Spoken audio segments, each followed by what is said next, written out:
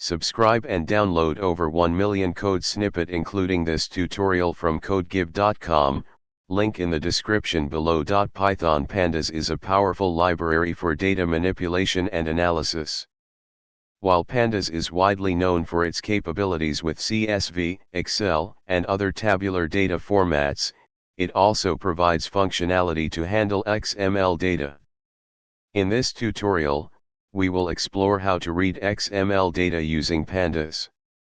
Make sure you have Python installed on your machine, along with the Pandas library. If you don't have Pandas installed, you can install it using the following command. First, import the required libraries, Pandas and elementtree from the XML module. Assume you have an XML file named data.xml with the following structure. Use elementtree to parse the XML file and extract the data. Loop through the XML elements to extract the data and create a Pandas data frame. Now you can display the data frame with the XML data.